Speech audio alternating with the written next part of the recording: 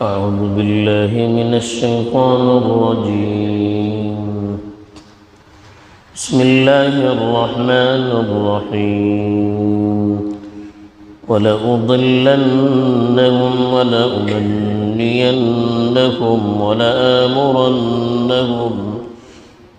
ولآمرنهم فليبتكن آذان الأنعام ولآمرنهم فليغيرن خلق الله ومن يتخذ الشيطان وليا من دون الله فقد خسر خسرانا مبينا.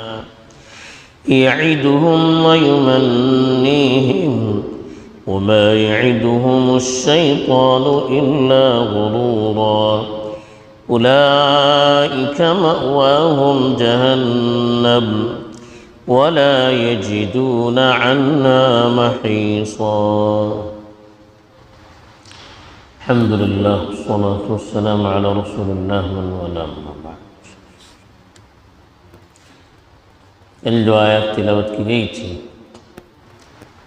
اس میں بتایا گیا تھا کہ جو اللہ کے ساتھ دوسروں کو شریک کرتے ہیں، پارٹنر بناتے ہیں، وہ تو صرف بتوں کی عبادت کرتے ہیں، شیطان کی عبادت کرتے ہیں.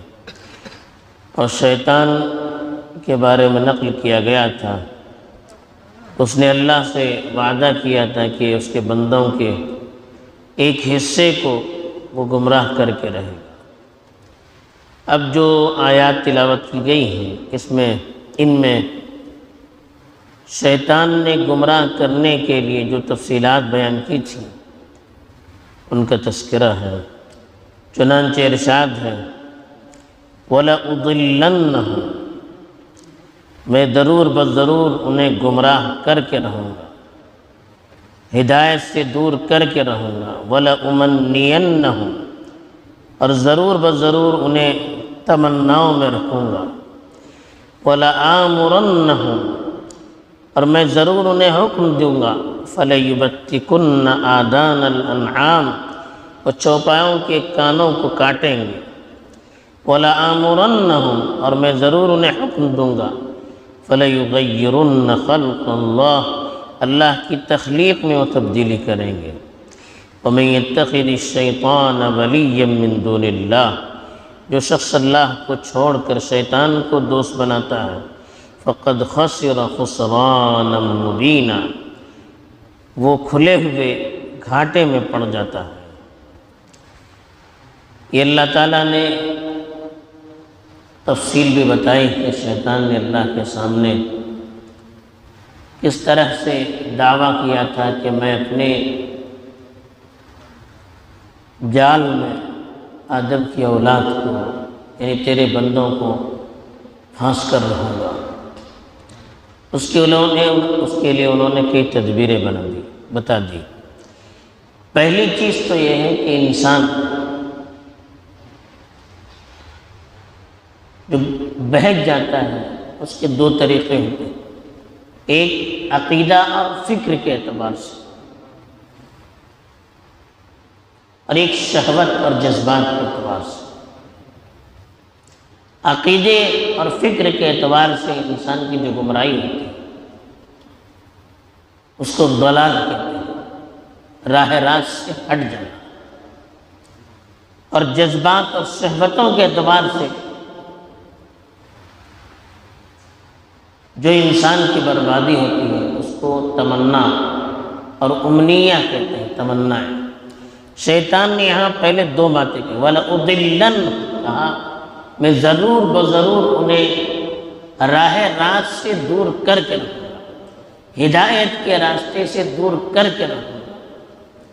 یعنی ان کے خیالات میں، ان کی فکروں میں، ان کے عقیدے میں تبدیلی لانے کے لیے بھرپور کوشش کروں گا. دوسری چیز بتائی وَلَأُمَنِّيَنَّهُمْ، اور ضرور بضرور انہیں تمناؤں میں رکھوں گا، یعنی جذباتی اور شہوت کی چیزوں میں انہیں مبتلا کروں.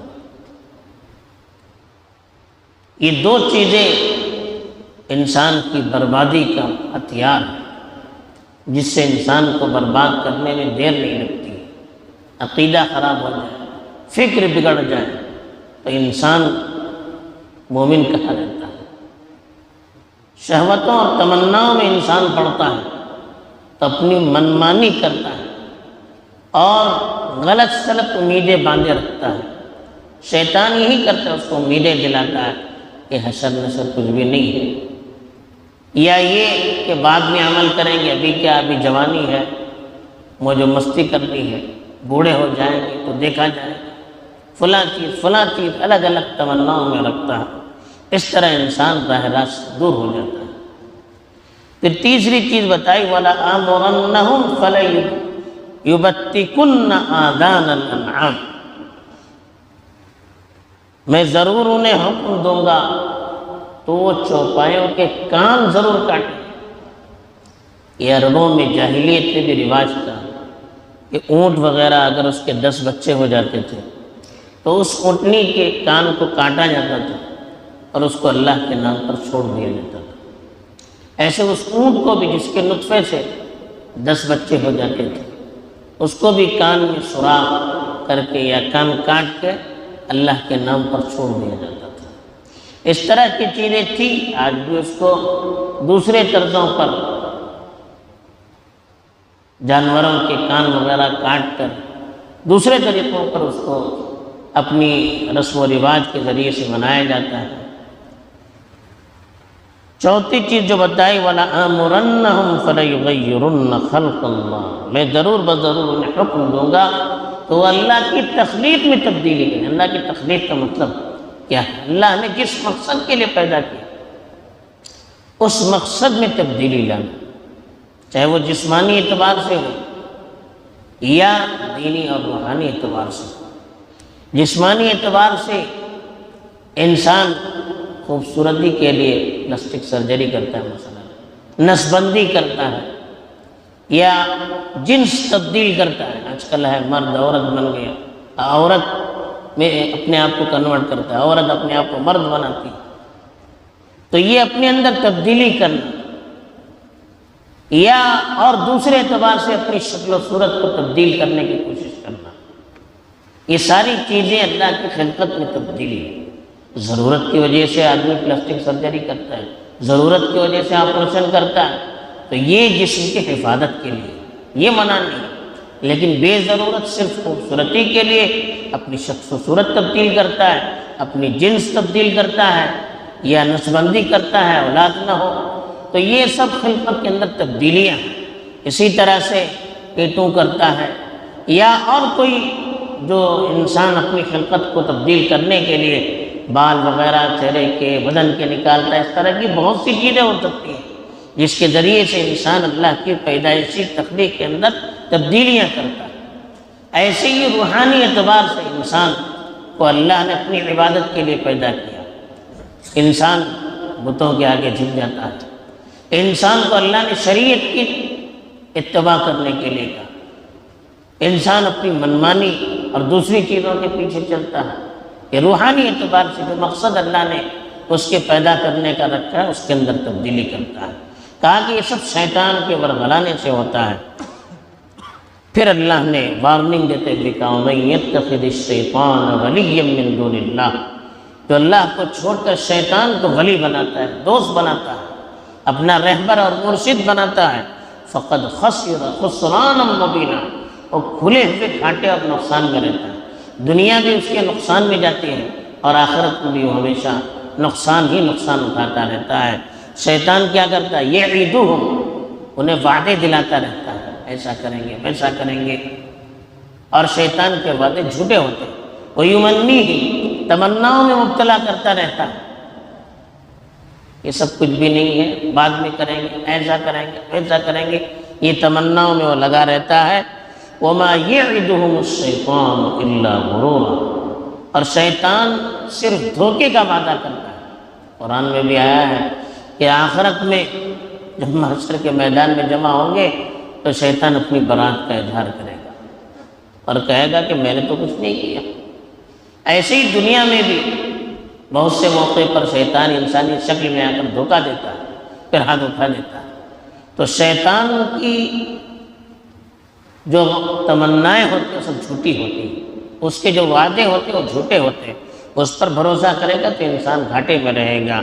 اولئک مأواہم جہنم، کہا کہ ایسے لوگوں کا ٹھکانہ جہنم ہے جو شیطان کے وعدوں کو اور اس کی تمناؤں کو اپنے لیے رہبر اور رہنما بناتے ہیں۔ ولا یجدون عنہا محیصا، ایسے لوگ جہنم سے کوئی چھٹکارا نہیں پانے والے ہیں۔ جہنم میں جانے کے بعد اپنے بچاؤ کے لیے کوئی راستہ انہیں نہیں ملے گا۔